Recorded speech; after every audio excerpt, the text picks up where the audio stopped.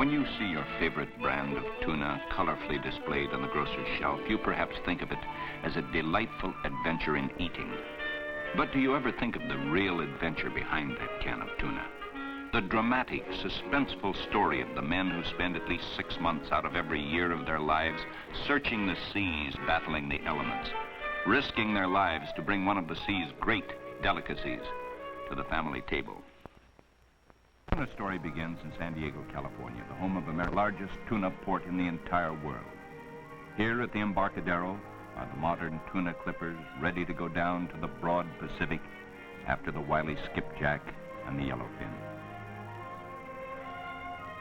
The modern tuna clipper is a gleaming testimonial to the scientific progress of marine engineering.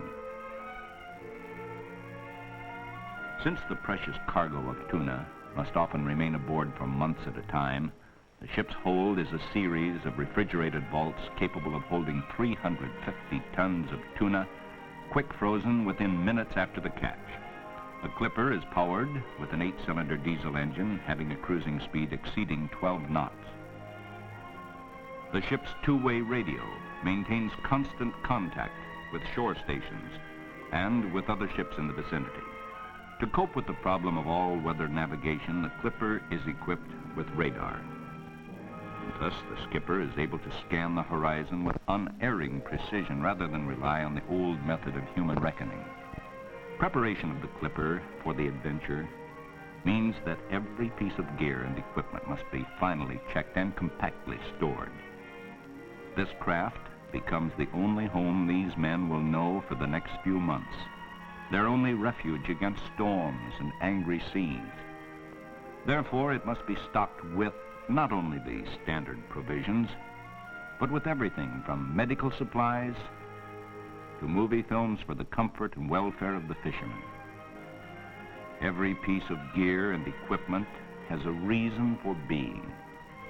It must function, and it must remain secure against damage, or it will not function when needed. These men make a simple routine out of what would be the adventure of a lifetime to the average man. They've been chosen because they're well adjusted to this life and because they respect the rights of the other men with whom they must live and work. It's not unusual for the wives and families of the men to gather on the pier for the departure, for unlike the ordinary husband who goes to his job daily, these men will be gone from 3 to 4 months, sometimes longer. Manuel Silva has been fishing for 50 years. Carl Soares, the skipper, whose family boasts generations of fishermen, gives the signal to start the engine. The chief engineer makes a last inspection.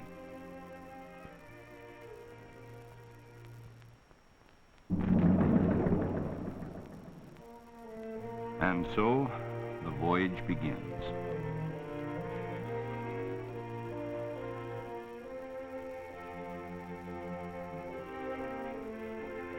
The men wave a final farewell to their loved ones as the clipper points her bow toward the breakwater and the open Pacific. And wherever tuna abounds, so goes our clipper, chicken of the sea.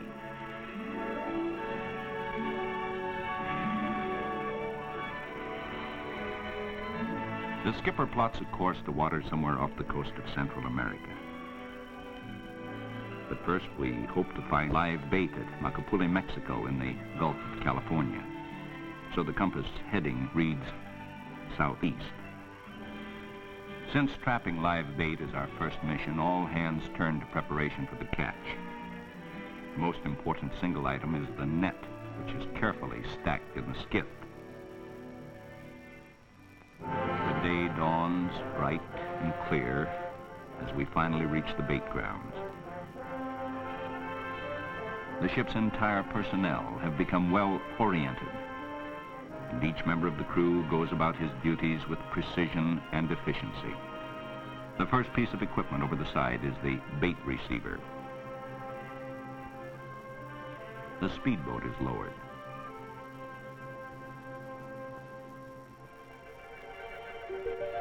And finally, the skiff loaded with the bait net. Since we intend fishing in warm, tropical waters, we'll use anchoveta as bait because they are native to the same waters as the tuna. So our lookout studies each swell and ripple, hoping for signs of the little fish.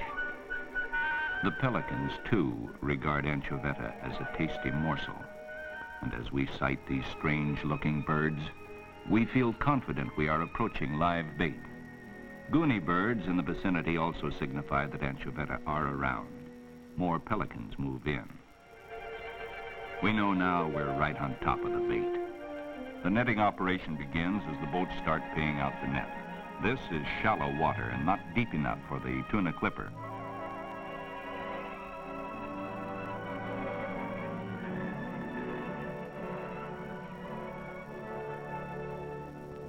When the net completely surrounds the school of anchoveta, it's pulled in, trapping the bait inside.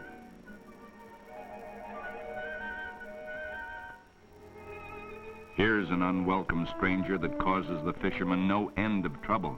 We call him a one-finger shark because he nips off one finger at a time and, in spite of his small size, can rip a bait net to shreds.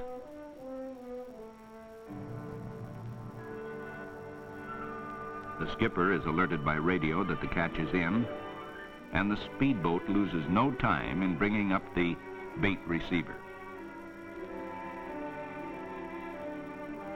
This transferring operation from the net to the receiver is dangerous not only to the crew but to the fish themselves, because anchoveta frighten easily and in panic do great damage to themselves. When the bait receiver is full, it is towed with great caution back to the tuna clipper. Here, another equally hazardous transferring operation takes place. The hold of the clipper has been filled with seawater, which is circulated to keep the bait alive. To the fisherman, the bait is known only as chum, and the man who handles it is 1,000 scoops of chum will be in the hold before we leave the bait ground. As the bait is being gently transferred, more pelicans drop down for a fish dinner. Unmindful of the men, they figure this is a feast for them alone.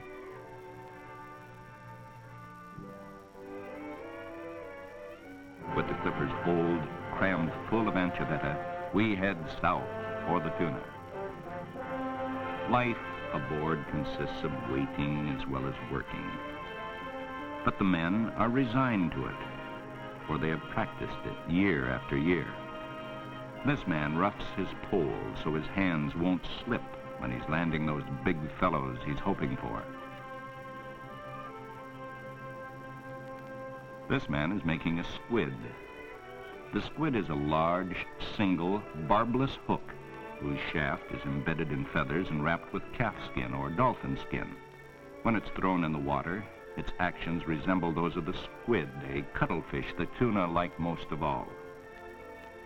It's attached to the line with a fine steel wire leader.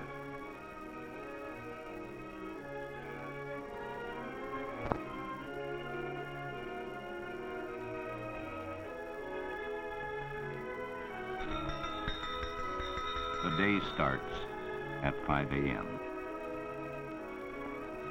and the men are right on hand for that early breakfast of steak and potatoes, lots of it.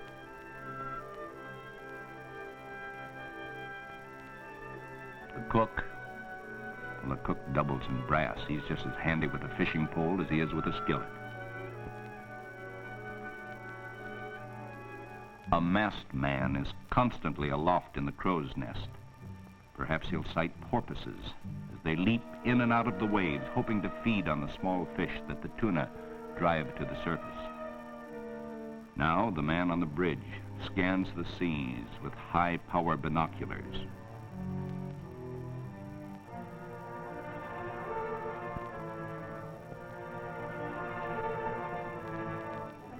Tuna birds. This means we're nearing a school.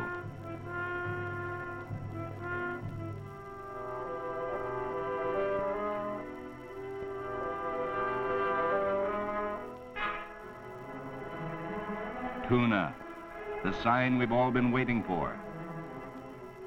The clipper moves through the porpoises into the school.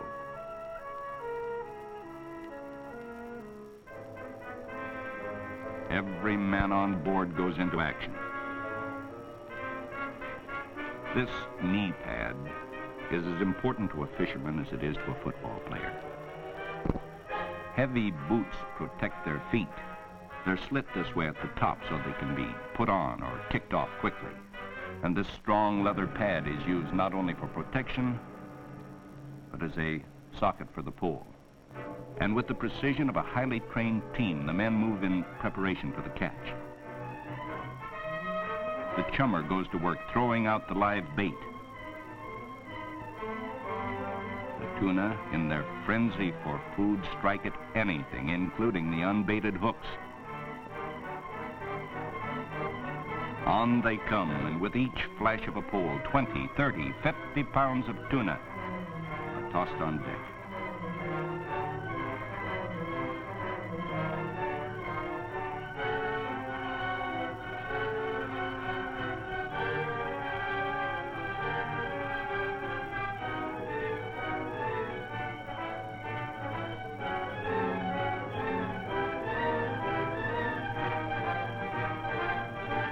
Every color of the rainbow is brilliantly reflected in this seething mass of tuna.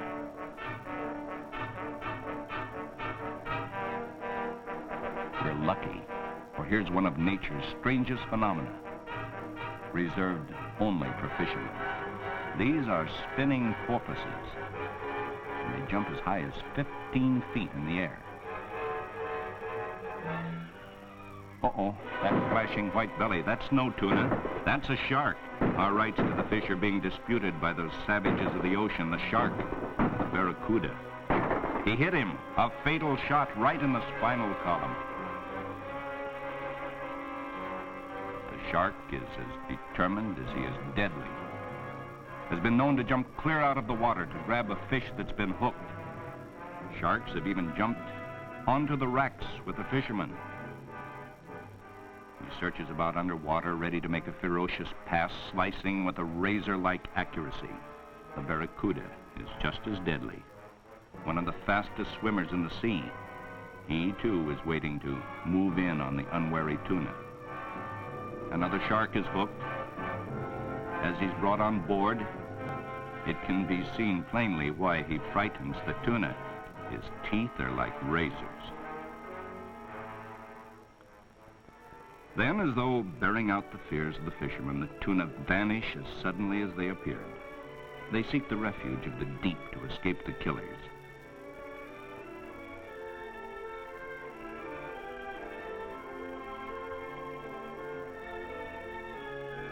But even now, the work is not over.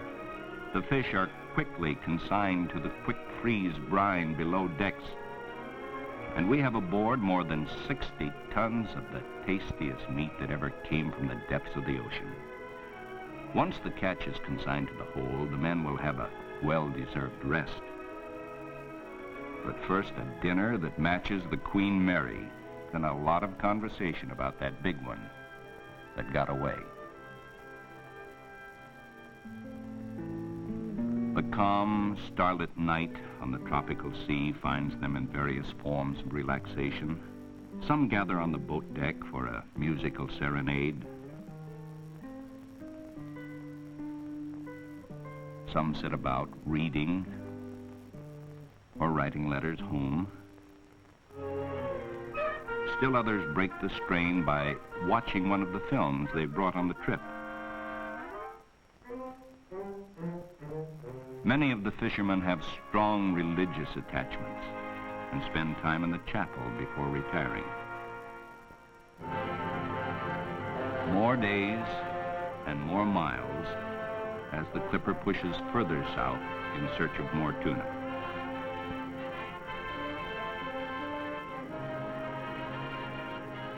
The skipper sights some big fellows on the horizon and moves the clipper toward the school. To handle the larger ones, the men fish as a team, 2, 3, and even 4 poles on a common line. Even then, it taxes all their strength to pull 150 pounds of fighting fury out of the water.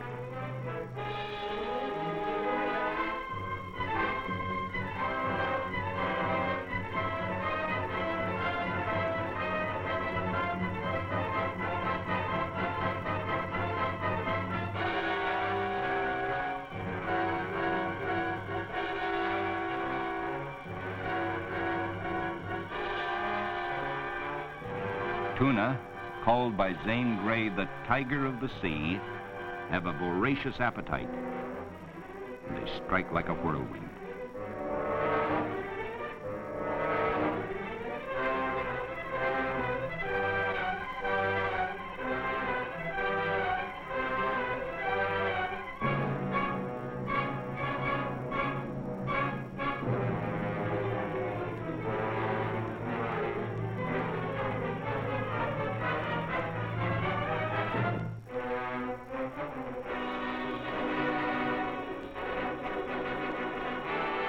But at last the catch is in. The hold is full with 350 tons of tuna. And our clipper heads for home. Now on the trip home, a heavy accent again is placed on cleanliness. The clipper is washed down from stem to stern. Every fitting is polished. All the gear is returned to its rightful place, compactly and securely stored. As our clipper moves back up the line, the seas get heavy. It's always an omen. There's weather ahead. With several hundred tons of tuna aboard, the clipper rides low in the water. Our decks are awash the entire time we're off the coast of Mexico.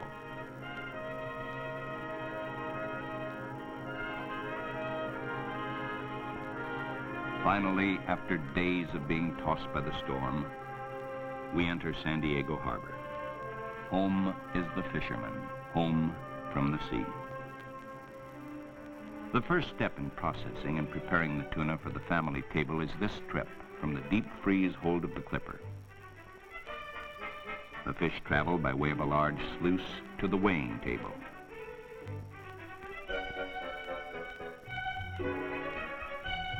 Like so many chunks of ice, they are carefully weighed.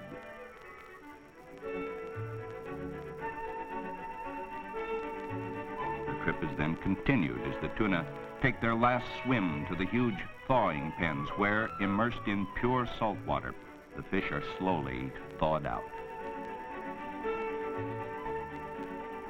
Reduction plant. After butchering, the tuna are inspected and racked for cooking.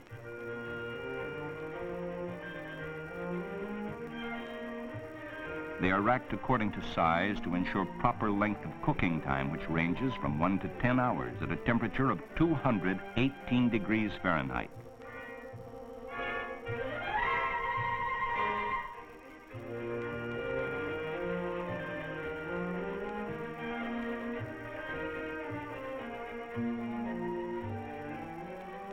From the cooker, the tuna is taken to the cooling room, where it is left overnight. Another journey takes the tuna to one of the many long rows of cleaning tables where hundreds of white-gowned women take over the important step of cleaning and scraping, leaving only the choice loins for packing. The head, skin, bones, and even the dark meat are consigned to the reduction plant for scientific processing. These experts prepare the loins for the chopper, which cuts them for fancy or chunk-style packs. This piece of precision mechanism is aptly called the guillotine. It fashions morsels of the tender meat for chunk-style packs. New and improved methods of processing and packing are constantly sought for and achieved. And although there's very little margin for error in the precision filling of each can, it is tested for weight before oil is added. Thus, the entire trip from cooker to canning is a matter of minutes. Then, just enough of nature's finest vegetable oils is added to preserve the flavor and the delicate texture of the fish. Like a parade of tin soldiers, the cans move in single file to be capped and sealed at the rate of 5 per second.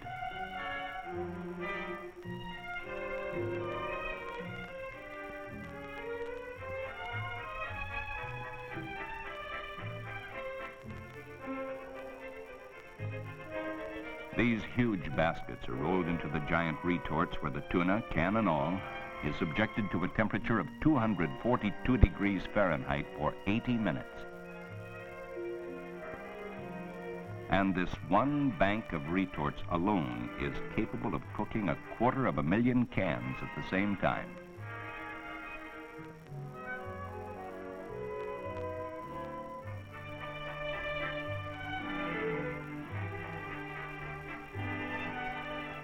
After being cooled in these metal baskets, the cans are given a final inspection for weight and for proper vacuum. Then spot checks are made of the meat itself.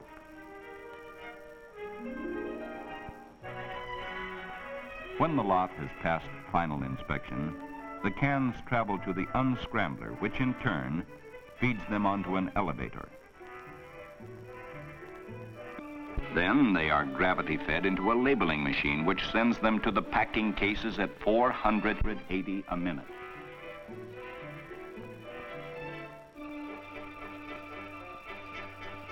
The end of the line, but only in the packing house. And now the tuna, delicious light meat in chunk style or the solid pack, is ready to be shipped by case or carload to the dealer's shelf. And here is the prize of the fisherman, ready to become the most versatile performer in your kitchen.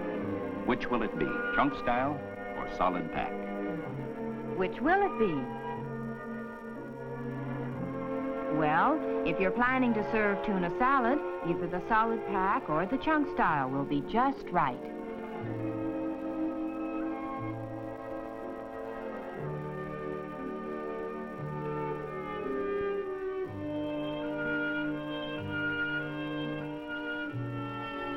Zesty tuna combined with lettuce and spinach or with carrots and beets. Simple to prepare and simply delicious.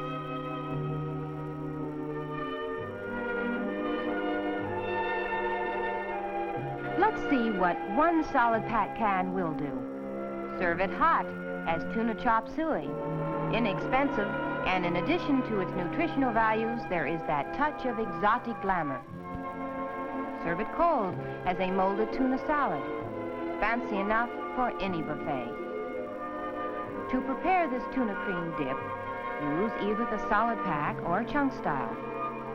Most people prefer the chunk style combined with a little sour cream, horseradish, and onion salt. Use it in hors d'oeuvres, canapes, spreads, and of course, a heaping plate of tuna sandwiches is sure to please. Unless you run out. And for the party on the patio, or for that picnic in the park, don't forget the barbecued style of tuna dishes.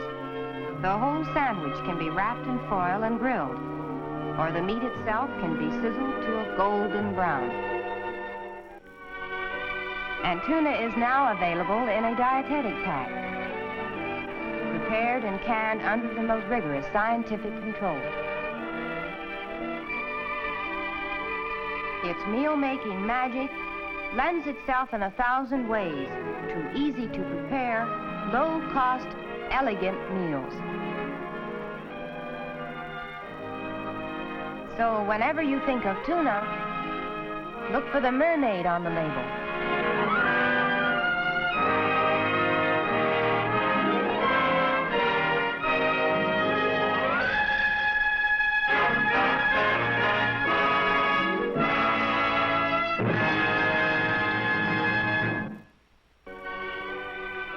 Our Creative Cookery booklet contains recipes for the dishes illustrated in this film and many more.